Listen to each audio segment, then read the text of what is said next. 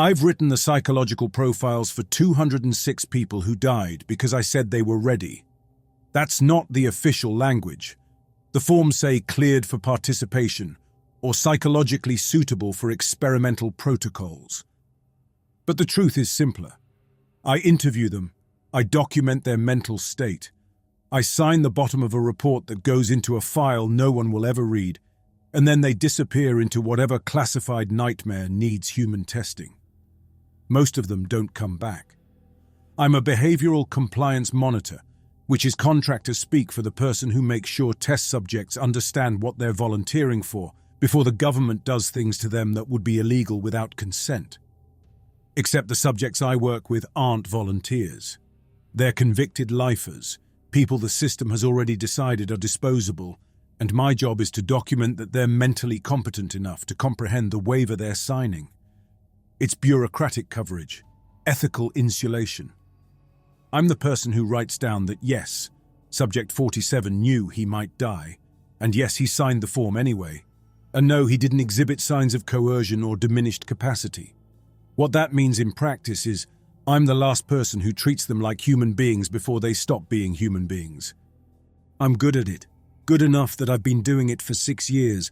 Good enough that I get called back to the same facilities. Good enough that I don't think too hard about what happens after I finish my reports. You learn not to ask questions. You learn not to follow up. You learn that the subjects who do come back, the ones who survive whatever experimental procedure or drug trial or weapons test they were cleared for, don't want to talk to you. They look through you like you're not there, like you're the ghost, not them. Site 11 is my third time at a rift facility. The first two were in Montana and Alaska, different rifts, smaller projects. The government found the first one in 2039, a spatial anomaly in a limestone cave system that made everything within 3 meters of it cease to exist on any sensor. No radiation, no heat signature, no electromagnetic presence, just a sphere of absolute nothing that stayed perfectly still no matter what you did to it. They threw instruments at it. They threw animals at it. Eventually, they threw people at it. None of them came back. But the data was interesting enough that when they found a second rift and then a third, someone high enough up the chain decided that understanding them was worth the cost. Hence, the crossover initiative. Hence, people like me. I fly into Las Vegas on a Tuesday morning in September and take a government car north into the desert. The driver doesn't talk, which I appreciate. 2 hours on empty highway, then we turn onto an unmarked road that leads to a checkpoint staffed by contractors in body armor. They scan my credentials, check my face against a database, and wave us through without a word. Site 11 doesn't look like much from the outside. A cluster of prefabricated buildings arranged around a concrete structure that could be a water treatment facility or a power substation. The only thing that gives it away is the fence, 4 meters of chain link topped with razor wire and cameras every 10 meters. Not enough security to stop a military assault. Just enough to keep out civilians and establish a perimeter for plausible deniability. The driver drops me at the main administration building. I carry my bag inside and find a woman waiting in the lobby, mid-40s, dark hair pulled back in a style that's professional without being severe. She's wearing a lanyard with a Site 11 badge and a name I already know from the briefing documents. Simon Hadley, she says, extending a hand. I'm Dr. Faye Holder, Project Director. Welcome back to the program. I shake her hand. Her grip is firm, confident. She has the look of someone who's made this job her identity. The kind of person who sees a spatial anomaly that erases people from existence and thinks career opportunity. Glad to be here, I say, which is close enough to true. The work pays well, and it's the only thing I've found that makes use of a psychology degree from a mediocre state school. Let's get you oriented, she says, and leads me deeper into the building. The briefing room is small, windowless, lit by overhead panels that cast everything in flat white light. Holder pulls up a presentation on the wall screen and gets straight to it. Site 11 has been operational for 14 months, she says. The rift we're studying is larger than the Montana or Alaska sites, approximately 17 meters in diameter.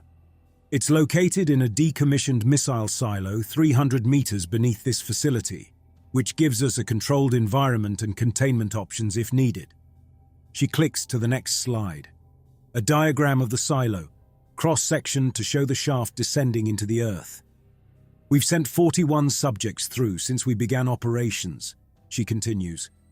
No returns, no contact, no telemetry past the threshold. But we're refining our instrumentation with each insertion, and the data we're gathering is groundbreaking. This next group, 13 subjects, all approved for expenditure, represents our most comprehensive study to date. Approved for expenditure. That's the phrase they use. It means lifers, people serving sentences long enough that the courts have agreed to let them volunteer for experimental programs in exchange for, well, nothing actually. The death penalty was abolished in 2041, but this is the loophole. If you're sentenced to life without parole and you're willing to sign the right forms, the government will let you die in the name of science instead of a cell. I'll need 72 hours with them, I say. Full interviews, individual sessions, psychological baselines for all 13. You'll have it, Holder says. They arrived yesterday and they're in holding now. We insert on Friday morning at 0800 hours. 3 days. It's not enough time to do the job properly, but it never is. I'll want to see the rift chamber before I start interviews, I say. Holder nods. Of course. I'll take you down now. We leave the briefing room and walk through a series of corridors that all look identical. White walls, white floors, the kind of institutional sameness that makes you forget where you are. Holder leads me to an elevator at the end of the main building. She swipes her badge and the doors open. The silo is separate from the main facility, she explains as we descend. Structural isolation in case of catastrophic containment failure.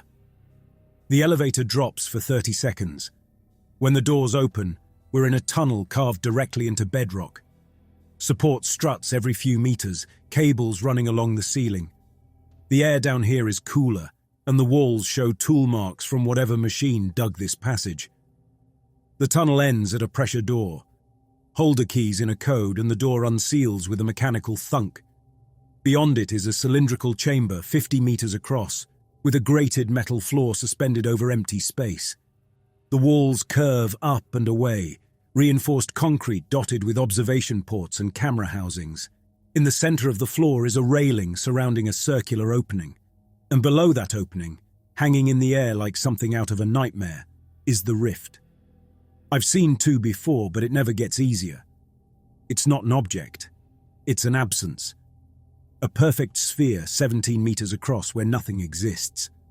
No light penetrates it, no reflection, no shadow. It's not black. Black is still something. This is nothing at all, a hole in the world that your eyes slide off of because there's nothing there to see. The only reason you know it's there is because of what it excludes. The air doesn't move inside it. Dust doesn't fall through it. It's a sphere of absolute void, suspended 3 meters below the floor grating. And if you look at it long enough, you start to understand how small you are.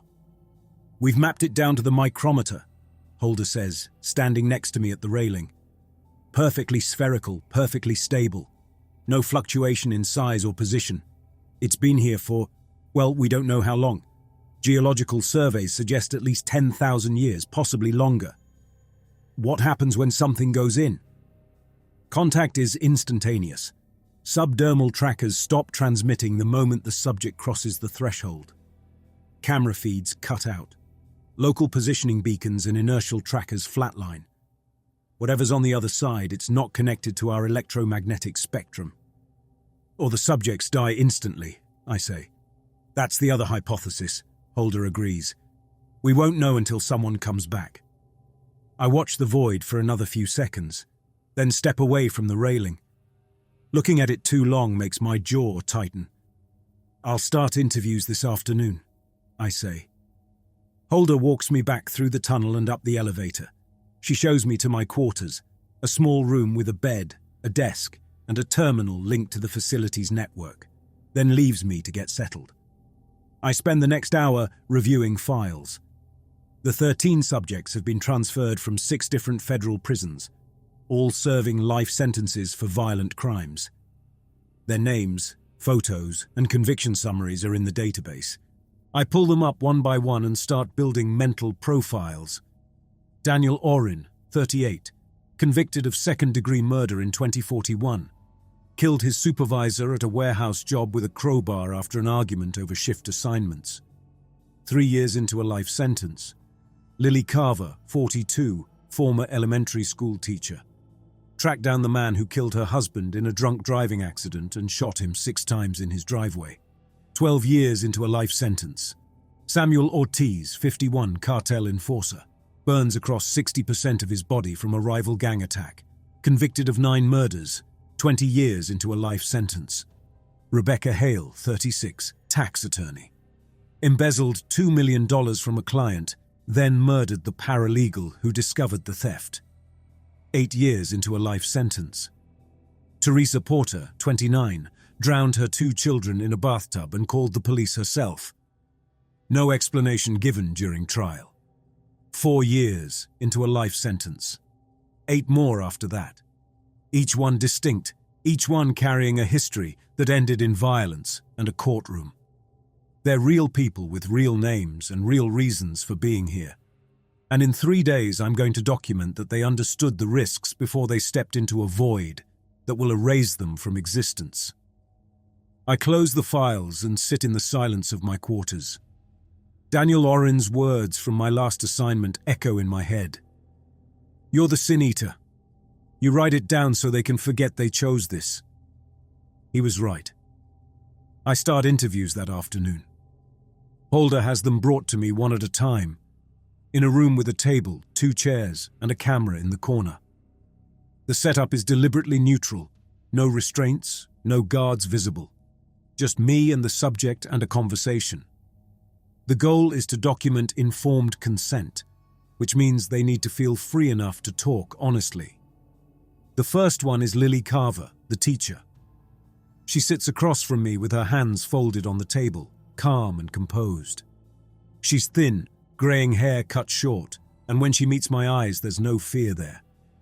Just patience. You know why you're here, I say. It's not a question. I know what they told me, she says. Experimental program, high risk, possibility of contributing to scientific advancement. They said I could refuse and go back to my cell. You can, I say. This is entirely voluntary. She almost smiles. Nothing in prison is voluntary, Mr. Hadley, but I appreciate the performance. I make a note on my tablet, cognizant of institutional pressure, but not actively coerced. Good enough. Tell me why you agreed to this, I say. She's quiet for a moment, then shrugs. Because I've been in a cell for 12 years and I'll be in a cell for the rest of my life. Because whatever's through that thing can't be worse than dying slowly in a place that smells like disinfectant and despair. Because maybe, if I'm lucky, I'll see something no one else has ever seen. You understand you might die, I say. I understood that when I shot Robert Kemper 6 times in his driveway, she says. I'm not afraid of death, Mr. Hadley. I'm afraid of irrelevance.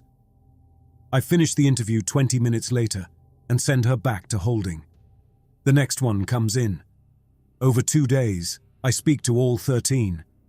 Each session is different, but the pattern is the same. They're clear-eyed about what's happening. They know they're being used. They know the consent forms are legal theatre.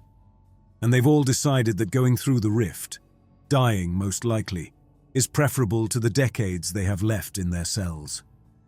Samuel Ortiz, the cartel enforcer with the burn scars, tells me prison is just another kind of death.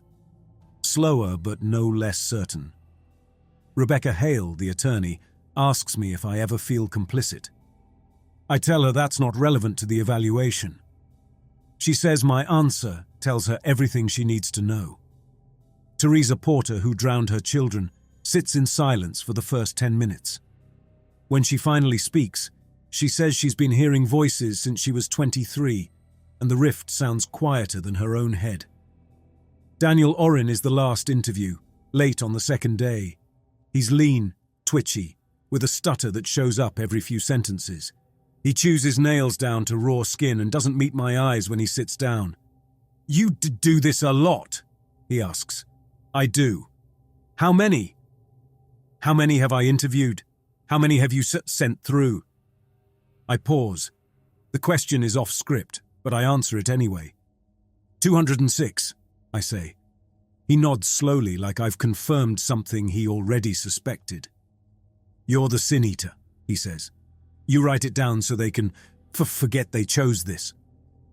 I don't respond. "It's fine," he says. "Someone has to do it. Might as well be you." The interview ends. I sign off on all 13 profiles and submit them to Holder. Every one of them passes, mentally competent, informed of risks, consenting to participation. On Friday morning at 07:30, I stand in the observation gallery overlooking the rift chamber. Holder is beside me, along with a dozen technicians and security personnel. Below us, the 13 subjects are led onto the grated floor in single file, each one wearing a camera harness and fitted with subdermal trackers. They're not restrained. They're not forced. They walk to the railing on their own. The rift hangs below them, perfectly spherical, perfectly void. One by one, they step off the platform and fall into the nothing. Lily Carver goes first. She doesn't hesitate, just steps into the air and disappears. The telemetry readout on the wall screen flatlines the instant she crosses the threshold. Samuel Ortiz next. Then Rebecca Hale. Then Teresa Porter. Daniel Oren is sixth. He pauses at the edge, looking down, then glances up at the observation gallery. For a second, I think he's looking at me. Then he steps forward and vanishes. 7 more after him, each one erased the moment they entered the sphere. The chamber empties. The rift remains, unchanged. Holder makes a note on her tablet and glances at me. "Report by end of day," she says. I spend the rest of Friday writing. The documentation is thorough, clinical. Each subject's baseline mental state, their understanding of the program, their reasons for participation. I note that all 13 were lucid, coherent, and capable of informed consent. I note that no coercion was observed. I note that they understood the risks. I submit the report at 1700 hours and go back to my quarters. The alarm pulls me out of sleep at 3:20 in the morning. I'm on my feet and pulling on clothes before I'm fully conscious, some animal part of my brain recognizing danger before my higher functions catch up. My terminal is flashing with an alert. Proximity event. Rift chamber. All personnel report to stations. I'm out the door and moving down the corridor within 90 seconds. Other people are emerging from their quarters. Technicians and researchers and security personnel. All of us converging on the main building. Nobody's talking. We all know what the alarm means. Something came out of the rift. The observation gallery is crowded when I arrive. Holder is already there, standing at the front window with a tablet in her hands, watching the feeds from the rift chamber below. I push through to stand beside her. "What happened?" I ask. "Contact at 0318, she says without looking away from the screen. Single entity emerged from the rift and ascended to the chamber floor. Security has it contained. On the main display, I can see the rift chamber from 4 different camera angles. The void is still there, unchanged. But standing on the grated floor above it, surrounded by 6 armed security personnel, is a man. He's wearing the same grey coveralls the subjects wore when they went through. His hands are empty, raised slightly at his sides in a non-threatening posture. He's not moving, just standing there, calm, waiting. "Have you identified him?" I ask. "Not yet," Holder says.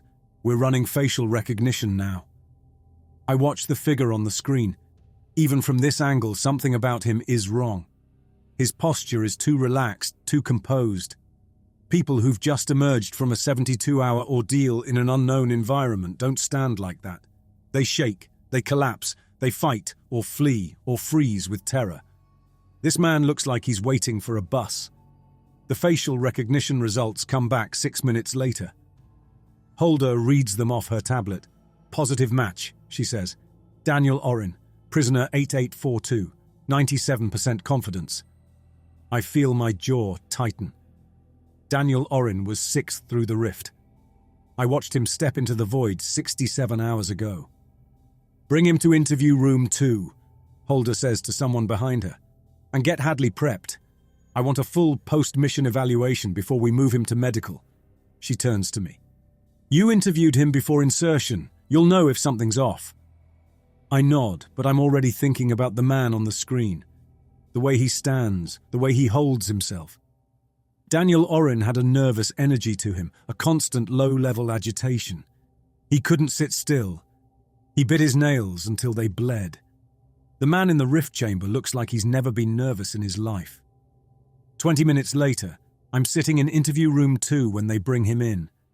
2 security officers escort him through the door, one on each side, hands near their weapons, but not drawn. The man walks between them with even steps. No restraints, no resistance. He moves like someone being guided to a conference room, not an interrogation. They seat him across from me and step back to the corners of the room. The man folds his hands on the table and looks at me with clear, calm eyes, and smiles. It's a small smile, polite, almost friendly. The kind of expression you'd offer a stranger in an elevator. But it doesn't fade. He just sits there, smiling, waiting for me to begin. I open my tablet and pull up the post-mission intake protocol. Standard questions, designed to assess mental state and physical condition after exposure to experimental conditions. State your name for the record, I say. Daniel Oren, he says. His voice is calm, no hesitation. Prisoner 8842, convicted of second-degree murder, October 2041. No stutter. Daniel Oren stuttered on every third or fourth sentence, a verbal tic that showed up whenever he was stressed or thinking hard. This man's speech is smooth, controlled. Do you know where you are? I ask. Site 11, Nevada, crossover initiative facility. Interview room 2, specifically. He glances around the room, still smiling. I recognize the layout. Do you know what day it is? Monday, September 19th, 2044. Approximately 0350 hours. Perfect recall. Perfect composure. I make notes on my tablet, keeping my face neutral. I'm going to ask you to describe your experience after you entered the rift, I say. Take your time. Start from the moment you crossed the threshold. He nods, like I've asked him to recount a vacation. The transition was immediate, he says. One moment I was falling toward the sphere, the next I was standing on a surface that extended in 3 directions. The sky was below me, or above me, both, simultaneously. I write this down verbatim, even though none of it makes sense. Describe the environment, I say. Folded, he says, and the smile widens slightly. Space was folded over itself like fabric, so you could see the same location from multiple angles at once. Structures that were inside themselves. Horizons that curved upward instead of away. It's difficult to explain using language designed for 4 dimensions. What about the others? I ask. The 12 subjects who entered with you. Where are they? Still there, he says. They chose to stay. I chose to leave. Why did they stay? They found what they were looking for. And what was that? He tilts his head, considering. Purpose, understanding, connection. A place where their past actions didn't define them.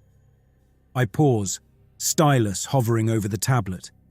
That last phrase is too articulate, too philosophical.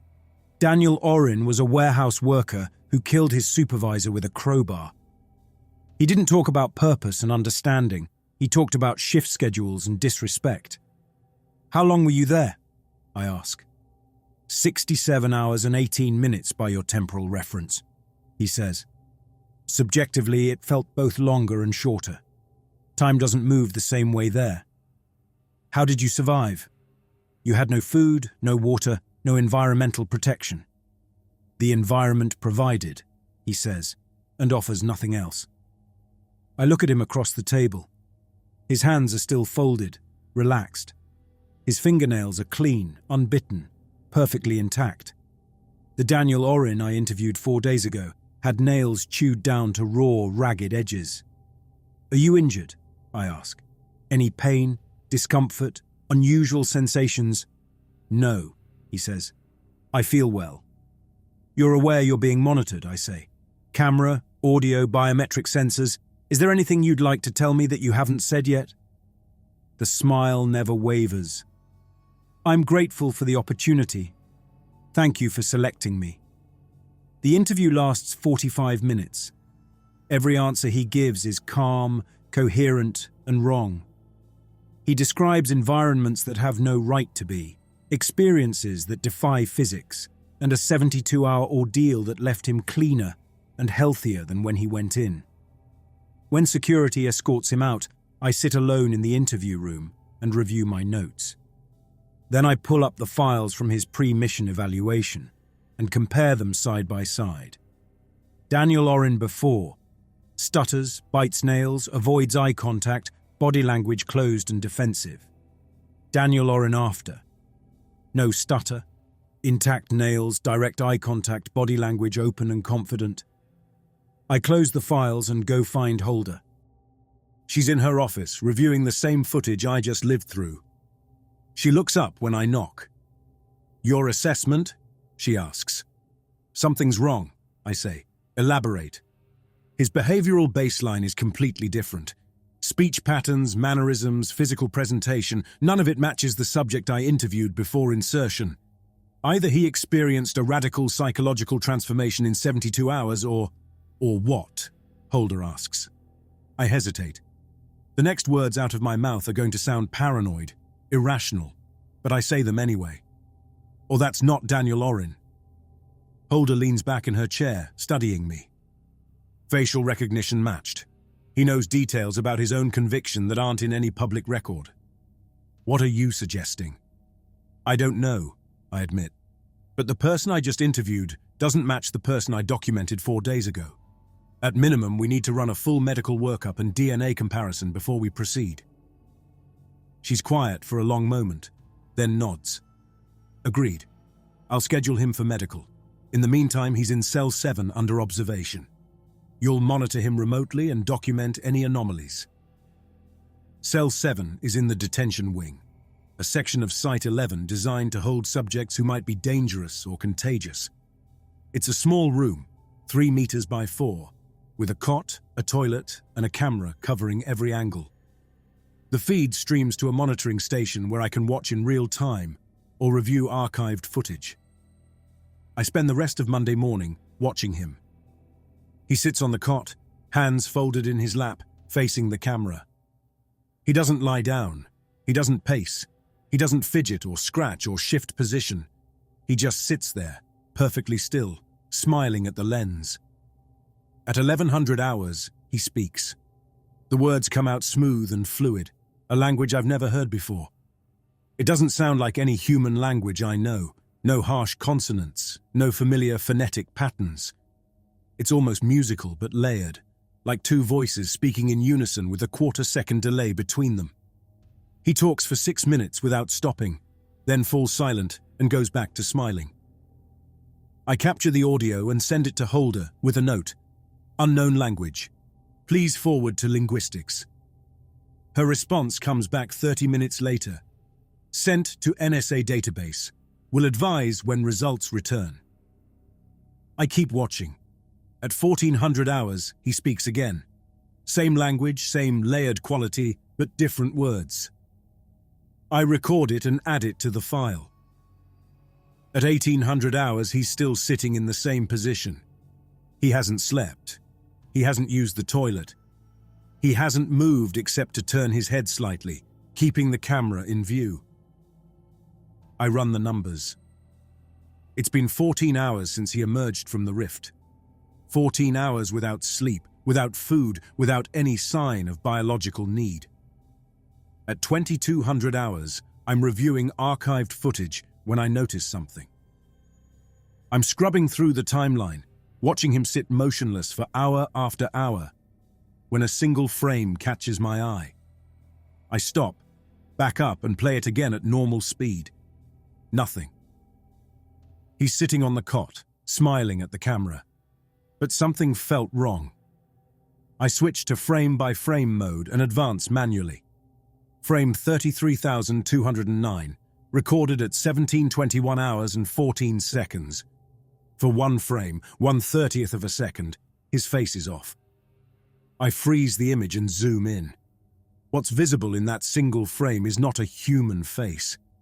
It's an arrangement of shapes that might have once been human, but have been restructured into something else. The skull is too wide, stretched horizontally. The jaw extends forward and splits into two mandibles, hinged along vertical seams. Inside the open cavity are rows of teeth, human teeth, adult molars and incisors, arranged in concentric circles like the layers of a flower. The eyes are still there, but they're positioned wrong, tilted at angles that suggest the underlying bones have been bent or folded. It's there for one frame, then gone. The next frame shows Daniel Oren's normal face, smiling at the camera. I stare at the frozen image for a full minute, my heart doing something complicated in my chest. Then I save the frame to my personal archive, export a copy to an encrypted drive, and don't report it to holder. I need to be sure. One corrupted frame isn't proof of anything.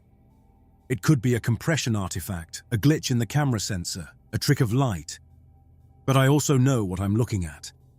I've seen enough forensic photography to recognize biological structures, even when they're wrong. That was not a rendering error. The linguistics report comes back Tuesday morning. I'm in the monitoring station watching the live feed. He's still sitting in the same position, still smiling, when Holder's message arrives. NSA confirms language unknown. No match in any existing database. Phonetic structure doesn't correspond to any known human language family.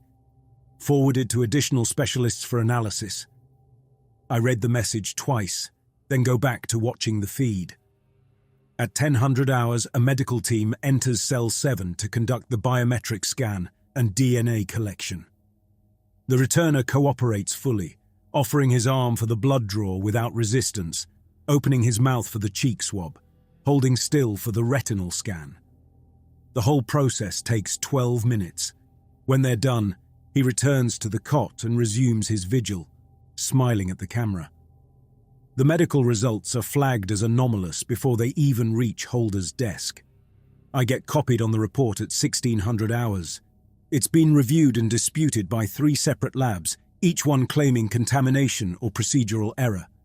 But the data is consistent across all 3 analyses. The DNA extracted from the returner is human, fully, chromosomally human, but it doesn't match Daniel Oren. It doesn't match any of the 13 subjects who went through the rift. In fact, it doesn't match anyone in the federal database.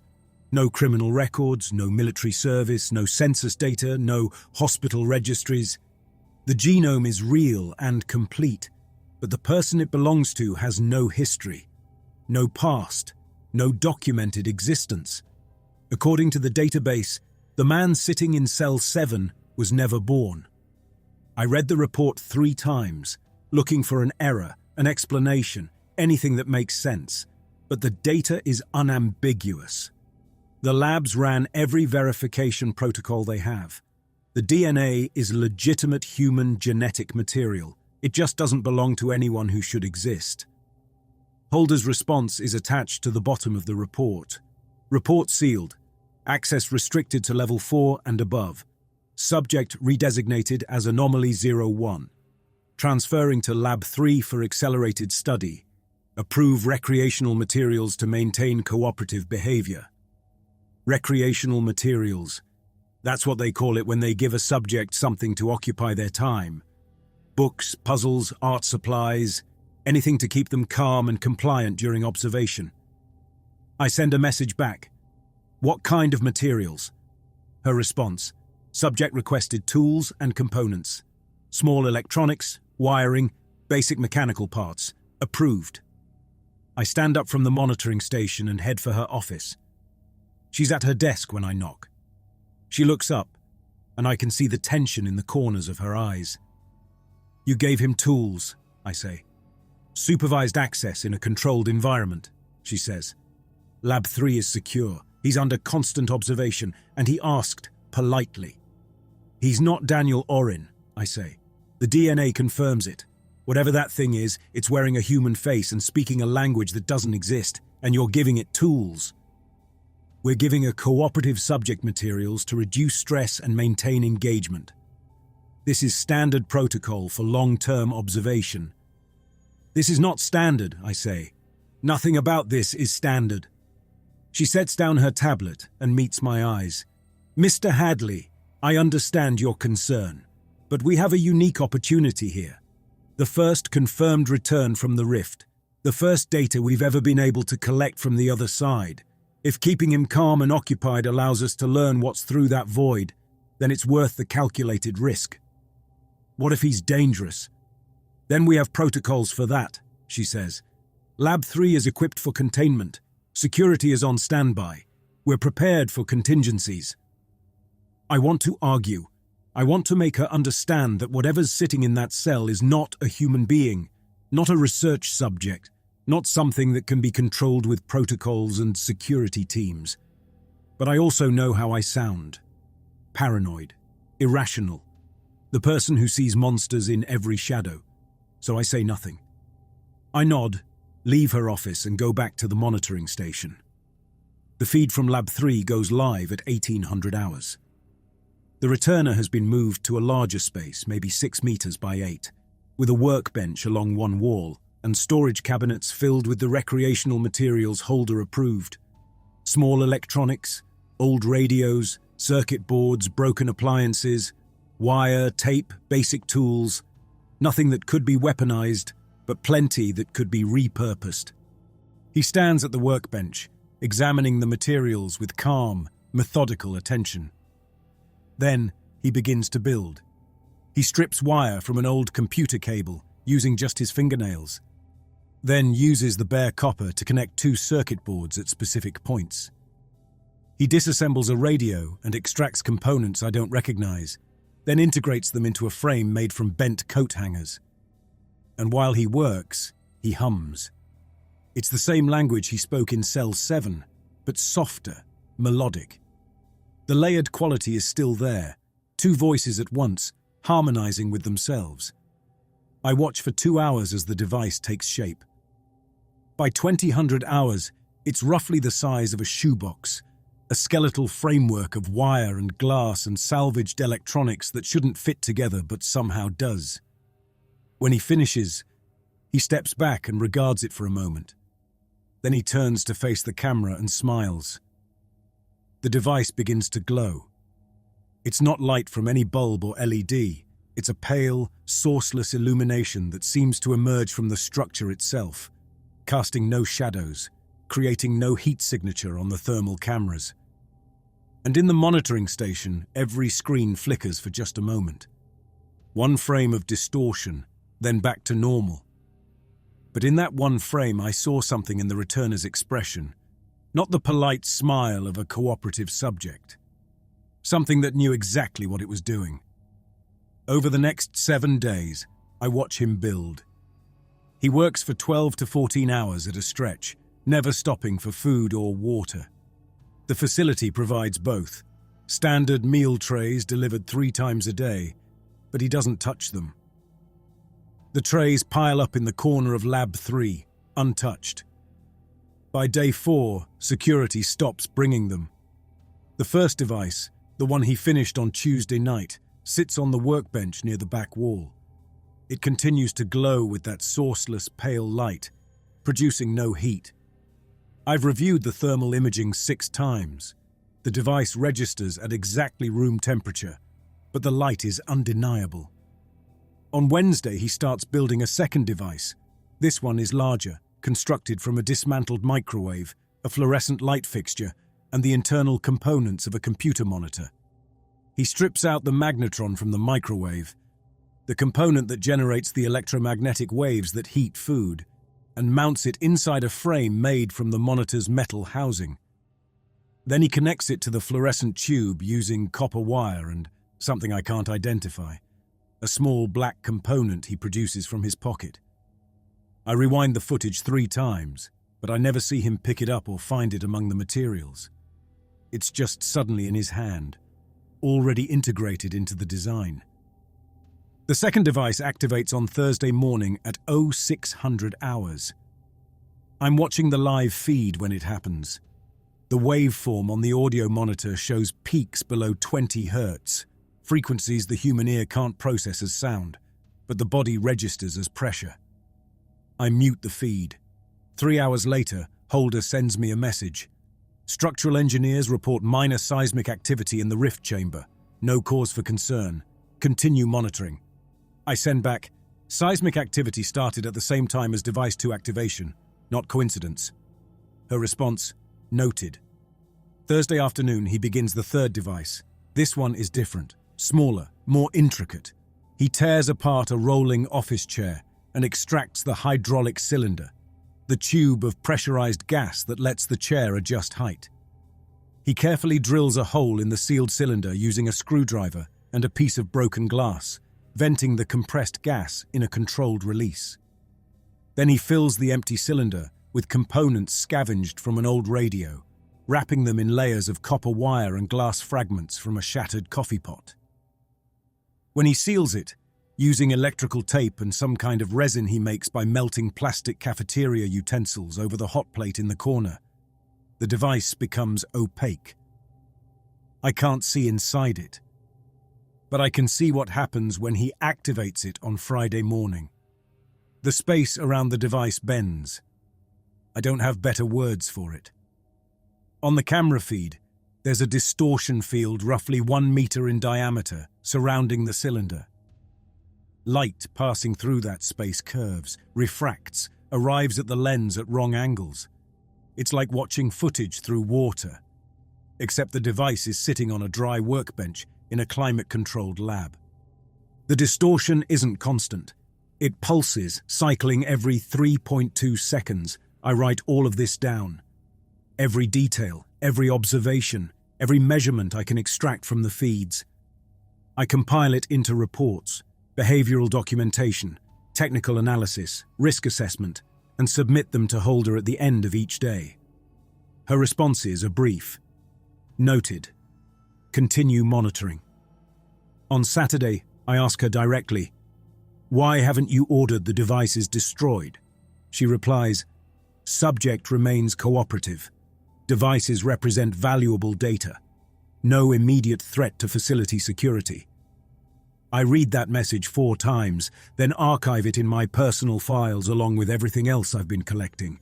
The corrupted frame from Cell 7, the linguistic analysis showing a language no world ever minted, the DNA report showing a person that doesn't exist, evidence that something is catastrophically wrong and nobody's doing anything about it.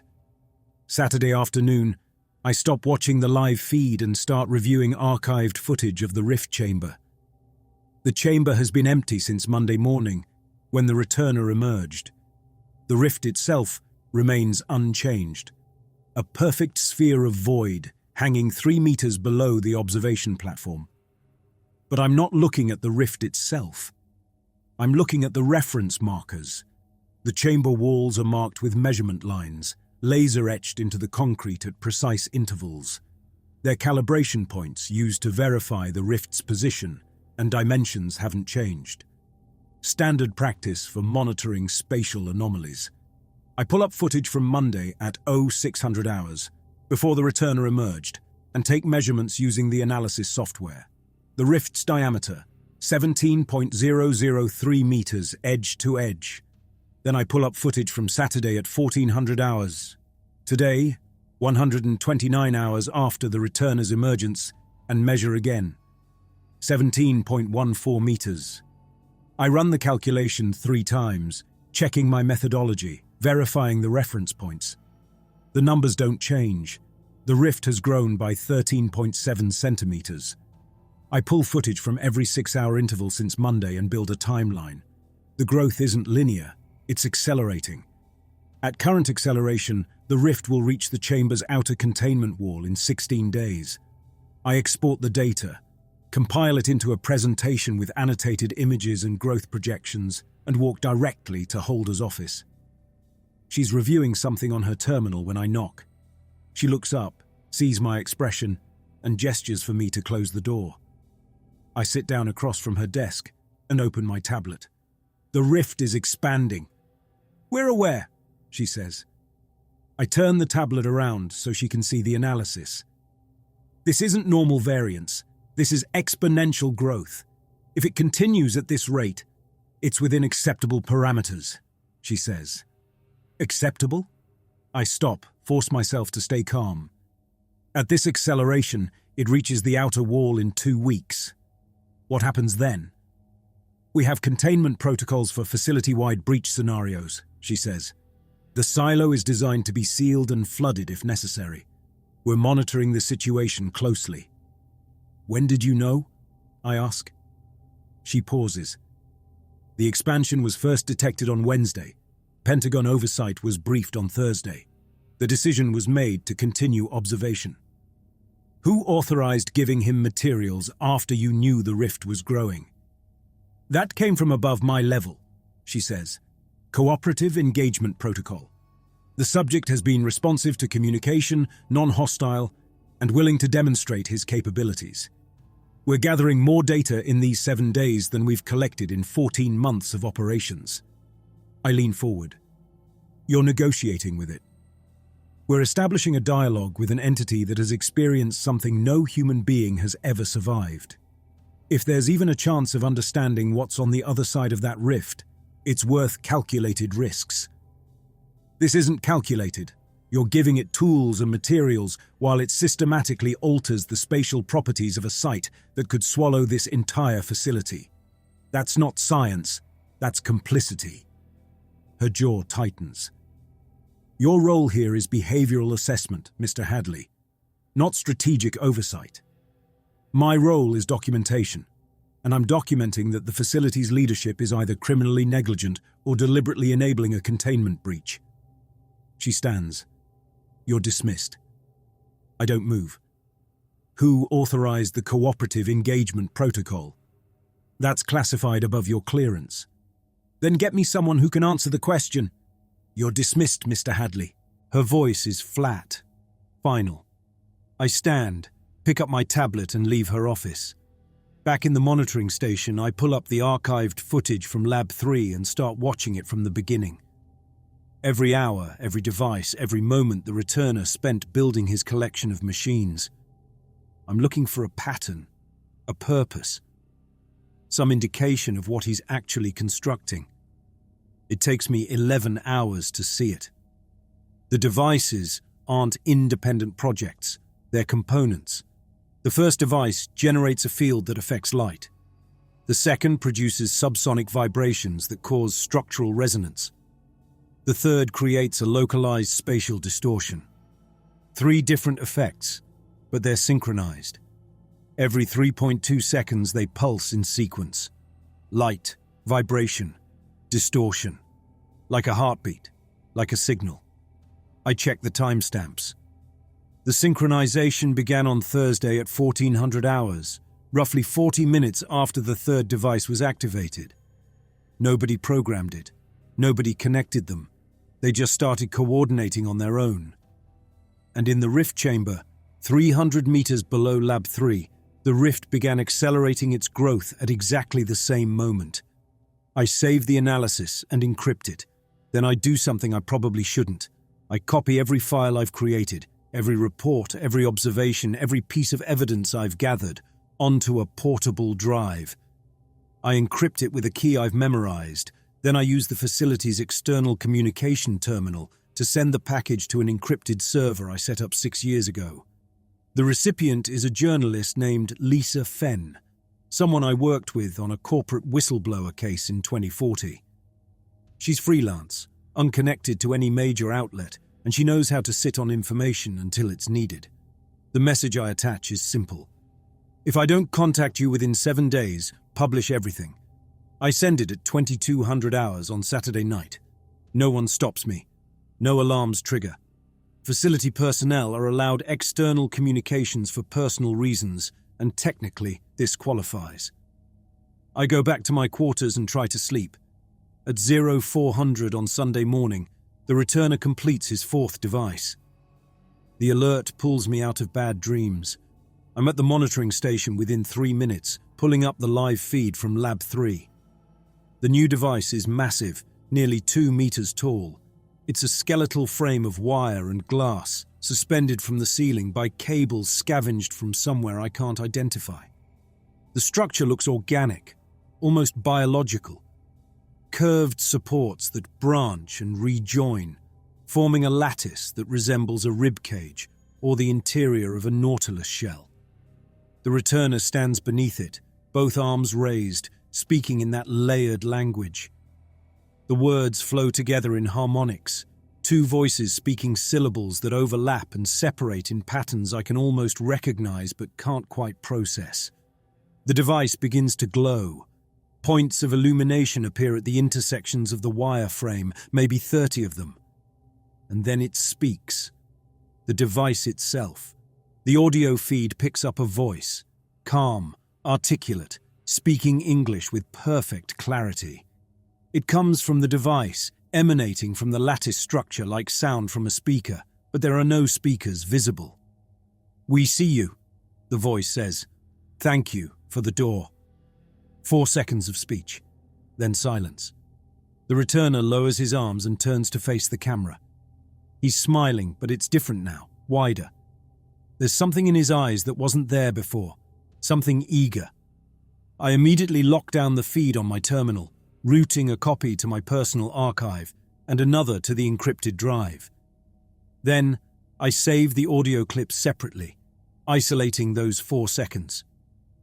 "We see you. Thank you for the door." I'm sitting there, headphones on, replaying the words when the alarms trigger. The emergency containment alarm, a sound I've heard in drills but never for real. A piercing wail that means something has gone catastrophically wrong, and everyone needs to evacuate immediately. I rip off the headphones and run for the door. The corridors are filled with personnel moving in controlled panic. Security teams in full gear, researchers carrying laptops and tablets, technicians shouting coordinates into radios. I grab someone moving past me, a woman I recognize from the engineering department. "What happened?" I shout over the alarm. "Rift expansion, 60 centimeters in the last hour. Containment protocols activated." She pulls away and keeps running. I stand there for 3 seconds processing that number. 60 centimeters. 10,000 times faster than the growth rate I calculated yesterday. I sprint for the monitoring station. The main screen is showing feeds from the rift chamber. 6 different angles, all broadcasting the same reality. The rift is no longer a 17-meter sphere. It's massive, maybe 30 meters across, and still growing. The void has expanded past the observation platform, past the first tier of containment walls, pushing into the concrete structure of the silo itself. And something is pressing against it. I can't see what it is, not clearly. The rift is still a sphere of absolute nothing, but at the edges, where the void meets reality, there's movement, pressure. Something on the other side pushing against the membrane, testing it, searching for the way through. The shape is too large to fit through the opening, but the opening is getting larger. On every screen in the monitoring station, a new feed activates automatically. Lab 3, where the returner stands in the center of his devices. All 4 of them are glowing now.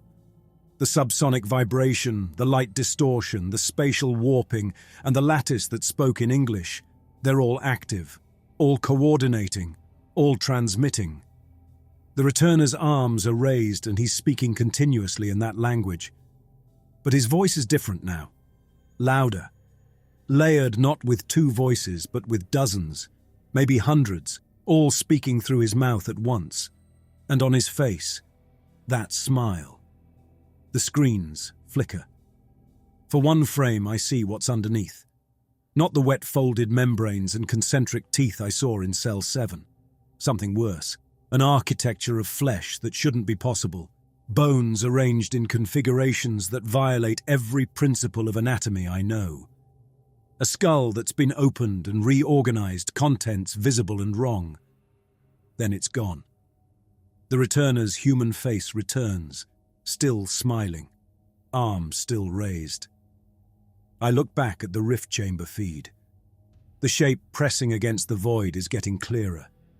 I can see parts of it now, sections that have pushed through far enough to interact with our space. Something that might be an arm, if arms had 6 joints and ended in structures that looked like hands made of hands. Something that might be a torso, if torsos could fold inside themselves and reveal interiors that aren't hollow. It's forcing its way through, millimeter by millimeter, exploiting the expansion the returner's devices have created. And behind it, in the darkness of the void, I can see others, dozens of them, waiting. The emergency broadcast activates on every speaker in the facility, Holder's voice cutting through the alarms. All personnel, initiate evacuation protocol Delta. This is not a drill. Proceed to surface access points immediately. Site 11 is under critical containment failure. I stand there, watching the screens, watching the thing push through, watching the returner guide it home. And I realize with absolute certainty that we're not going to stop this. The door is open. They're coming through. The first creature pulls itself through 32 minutes after the alarms begin. I'm still in the monitoring station, watching the feeds. When it happens, the shape that's been pressing against the void finally breaches the membrane. The rift's expansion has made the opening large enough, and the thing on the other side slides through like a berth. It falls 3 meters to the chamber floor and lands on limbs that bend in directions limbs shouldn't bend. The creature is roughly the size of a human adult, but the proportions are wrong. The torso is elongated, stretched like taffy, ribs visible through skin that looks melted and reformed. The head sits too far forward, skull compressed horizontally so the face is wider than it is tall. 4 arms extend from the shoulder area, each one terminating in a hand with 7 fingers, each finger jointed 4 times instead of 3. And across 60% of its hide burn scars. Thick, ropey keloid tissue in patterns I recognize. Samuel Ortiz, the cartel enforcer. I interviewed him 9 days ago. This is what he became. The creature rights itself, learning its new body's balance. Then it looks up at the nearest camera and opens its mouth. The jaw splits vertically, hinged along a seam that runs from chin to crown. Inside are rings of teeth, human molars and incisors, adult teeth, arranged in concentric circles that descend into the throat. The security team in the chamber opens fire. I watch it happen across 6 camera angles. Automatic weapons, maybe 20 rounds per second, hitting the creature center mass. Bullets puncture the skin, drilling holes through the stretched torso and limbs. Nothing bleeds. Instead, a black fluid leaks from the wounds, something thick, viscous. It evaporates immediately, turning to vapor that drifts toward the nearest guard. When it touches his exposed neck, he drops his weapon and collapses. His body convulses, spine arching so hard I hear vertebrae crack through the audio feed. The other guards drag him back, still firing. The creature moves toward them fast, using all 4 arms to propel itself across the floor in a skittering quadrupedal gait. One guard manages to land a sustained burst that severs 2 of the thing's arms. They fall to the floor, still moving, fingers grasping at air. The creature doesn't slow. It reaches the nearest guard, grabs him with its remaining arms, and pulls him close. His screaming lasts 4 seconds. Then his body goes slack, and when the creature releases him, he's not dead. He's changing.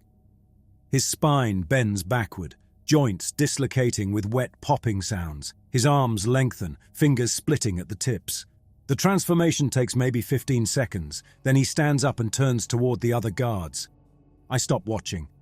I grab my tablet, the encrypted drive from the terminal, and run. The corridors are chaos. Personnel fleeing toward the surface access shafts, security teams moving in the opposite direction with heavy weapons. I follow the evacuation flow, letting the crowd carry me toward the nearest exit. The building shakes, hard enough to crack ceiling panels and send dust raining down.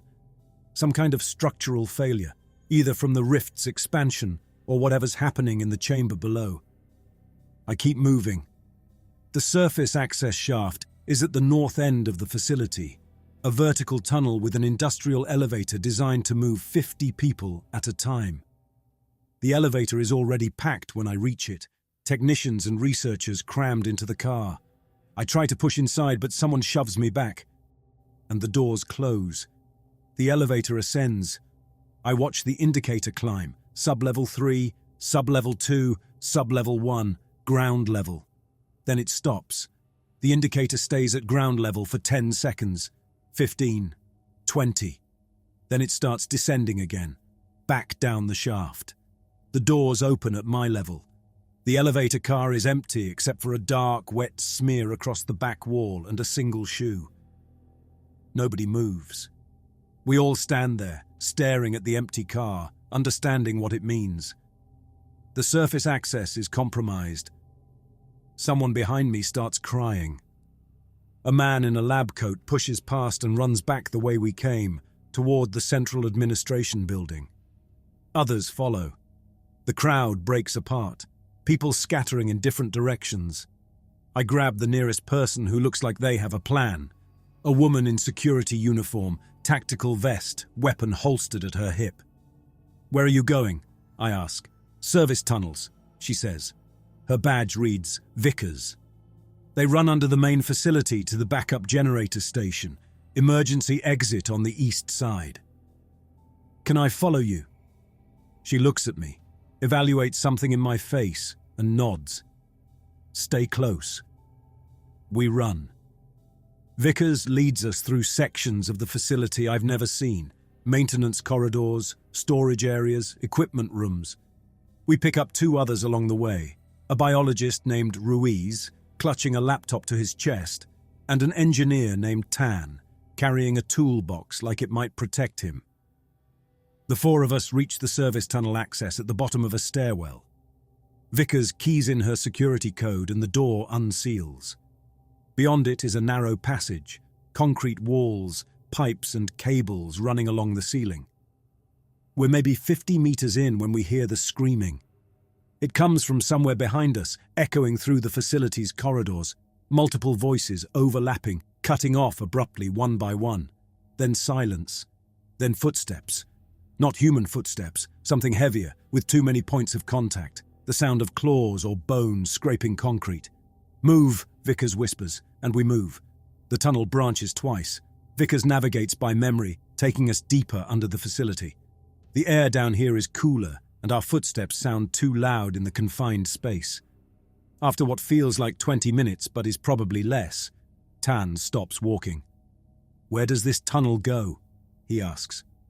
"East side backup exit," Vickers says. "Maybe 200 meters. That puts us past the motor pool," Tan says, "which is on the other side of Lab 3. We all stop.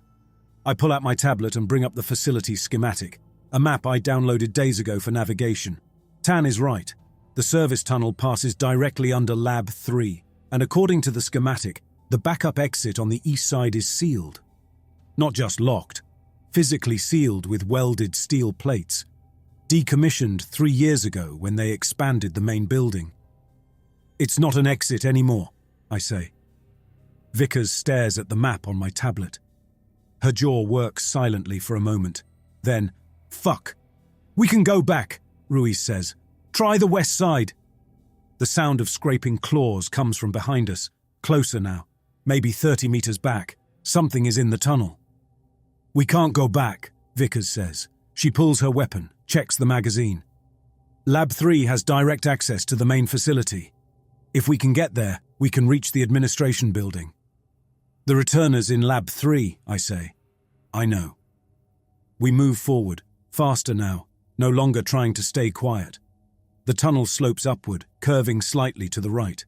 Overhead, the pipes carry markings that indicate we're under the laboratory wing. The access door to Lab 3 is at the end of the tunnel, marked with yellow and black hazard stripes. Vickers swipes her badge. The lock clicks open. Beyond the door is a maintenance corridor, brightly lit, clean. We can hear the subsonic vibration from the returner's devices through the walls. "Which way?" Ruiz whispers. I pull up the schematic again. Lab 3 is directly above us, stairs at the end of this corridor, one level up. We move. The corridor is empty, silent except for that subsonic pulse and our own breathing. At the end, a stairwell leads upward. The door at the top is marked Lab Access, Authorized Personnel Only. Vickers opens it slowly, weapon raised. The lab on the other side is exactly as I remember from the feeds. 6 meters by 8, workbench along one wall, the 4 devices arranged in a constellation across the space. And in the center, standing with his arms raised, is the returner. He doesn't react when we enter. He just keeps speaking in that layered language, dozens of voices pouring out of his mouth at once.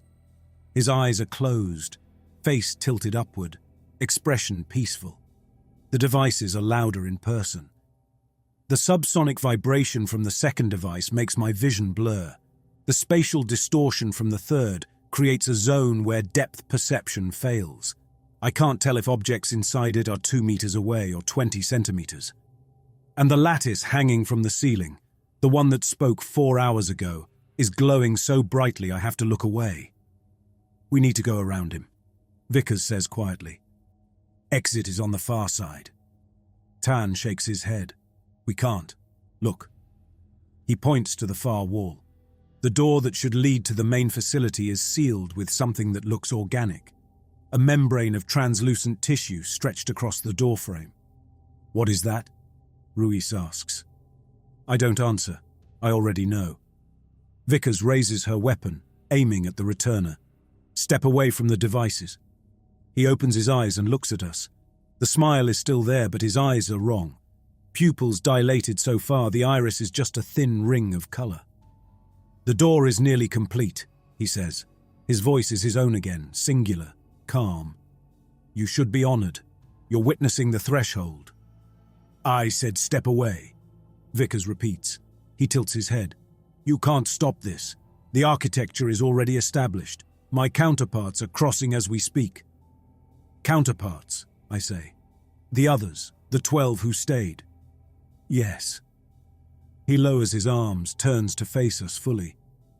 They volunteered to be remade, to become bridges, to understand what it means to exist without the boundaries your evolution requires.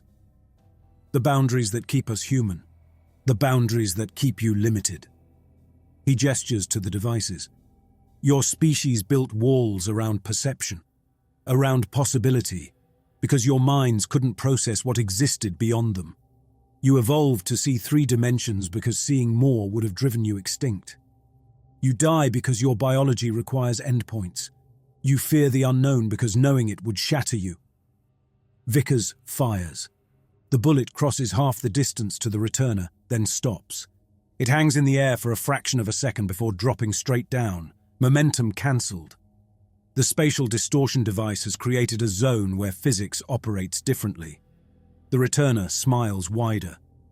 We don't want to harm you. We want to unmake the walls, to show you what you could become if you stop limiting yourself to what you are. What you did to those people, I say. That's not transformation, that's destruction. Is there a difference? He asks. The caterpillar doesn't recognize itself in the butterfly. Tan moves toward the devices. The returner watches him but doesn't intervene. Tan reaches the second device, the one generating the subsonic vibration, and grabs it with both hands. The device emits a pulse. Tan's body inverts. I don't have better words. His skeleton becomes visible on the outside, bones erupting through skin in smooth white curves. His organs fold into a geometry that shouldn't fit inside a human frame, surfaces that reflect no light. He's still alive, still standing, and he's screaming through a mouth that's been turned inside out. Ruiz runs, straight for the sealed door, the membrane, clawing at it with his hands. The membrane stretches under his fingers, doesn't break. Vickers empties her magazine into the returner. Half the bullets stop in midair and fall. The other half pass through him like he's not solid, exit wounds appearing and sealing instantly with no blood. The returner looks at me. You documented us. Now we document you. Why? I ask. Why are you here? What do you want? He steps toward me, and I see his face flicker. Just for a frame, 1/30th of a second, the human mask slips. I see the architecture underneath, flesh arranged in patterns that shouldn't be possible, bones bent into shapes that violate anatomy. Then it's back. Daniel Oren's face, smiling. We want what everyone wants, he says. To not be alone, to share what we've found, to invite you into the space where boundaries dissolve and everything becomes everything else. He reaches for me.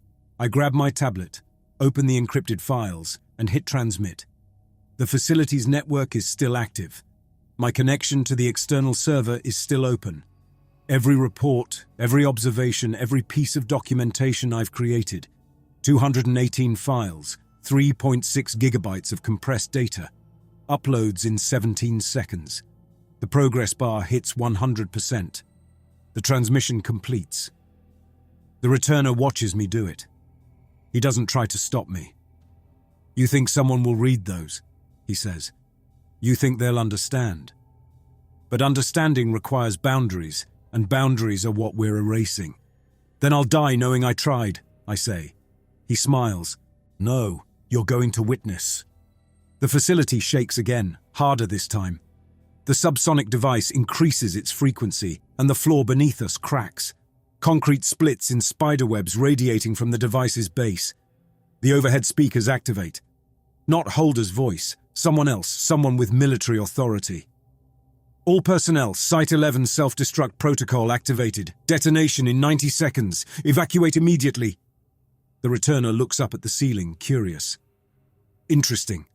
90 seconds. I look at Vickers, at Ruiz still clawing at the membrane, at Tan's body folded and still breathing. I look at the devices, still coordinating, still transmitting their signal to the rift 300 meters below. I run for the service access on the north wall, a narrow passage that maintenance crews use to access the building's infrastructure. The door opens. I'm through it and down a ladder before anyone can follow.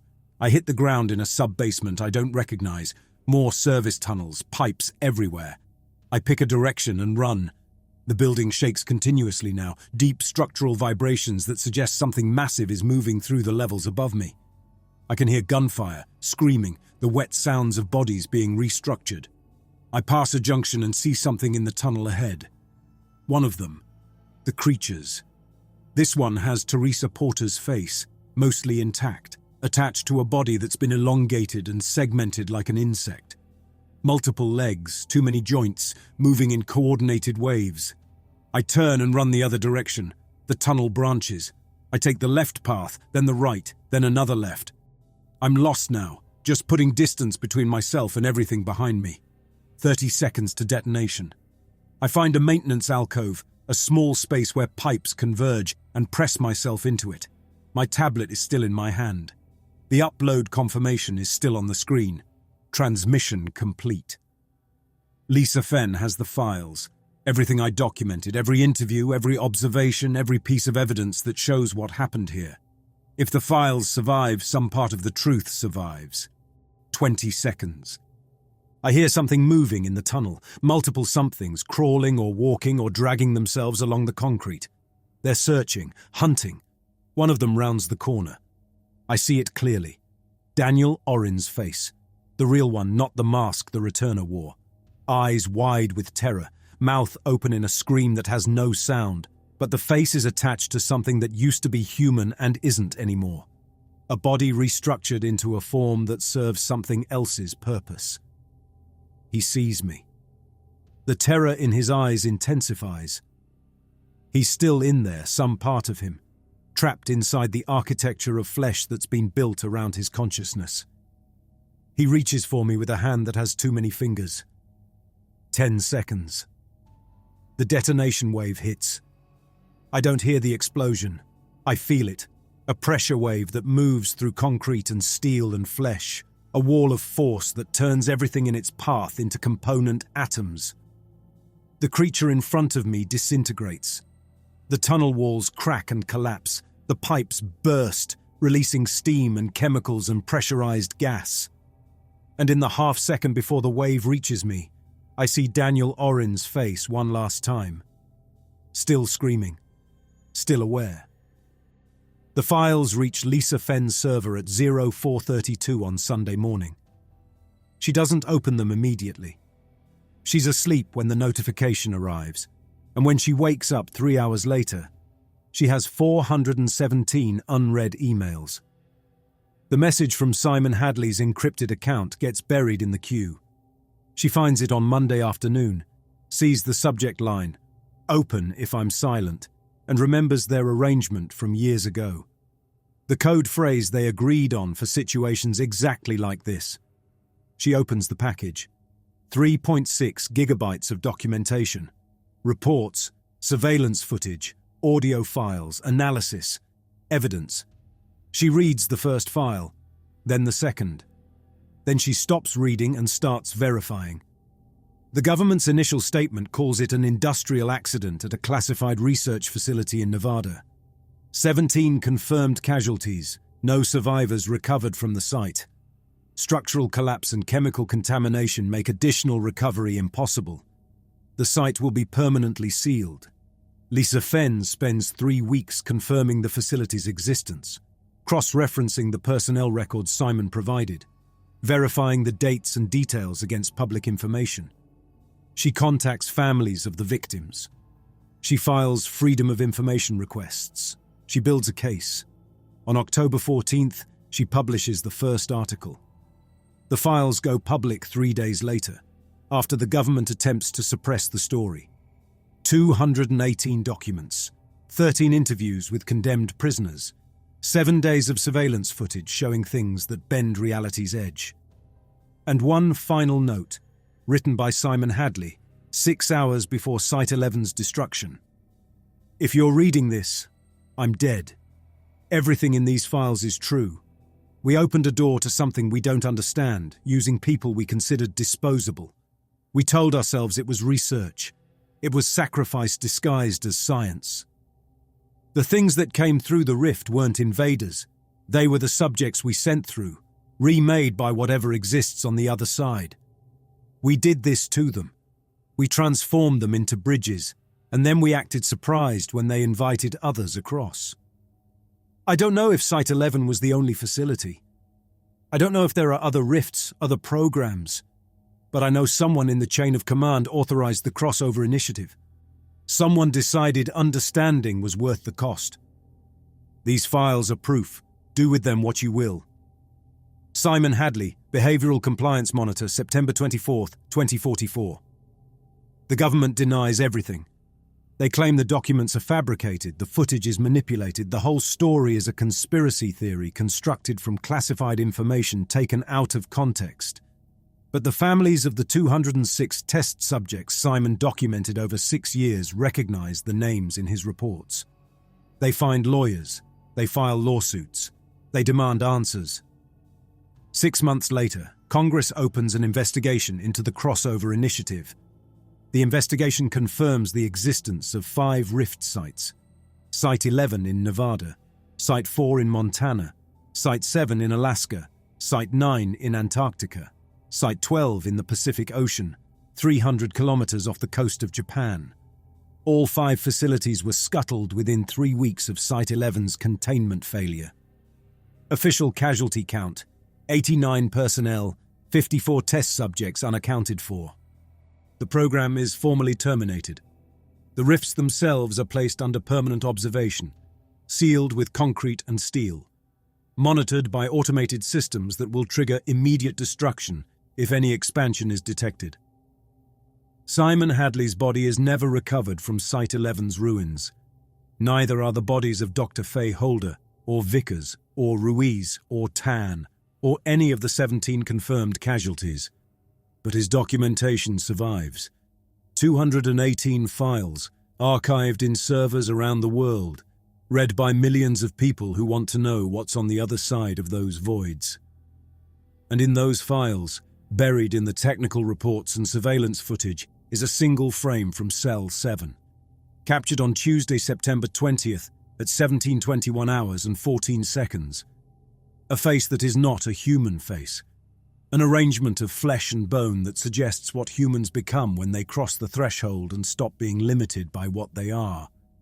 The frame is analysed, debated, dismissed as corruption or fabrication. But it remains evidence of something that existed briefly in a cell at Site 11, something that smiled at the camera, something that's still smiling somewhere, in a space where boundaries don't exist and everything becomes everything else.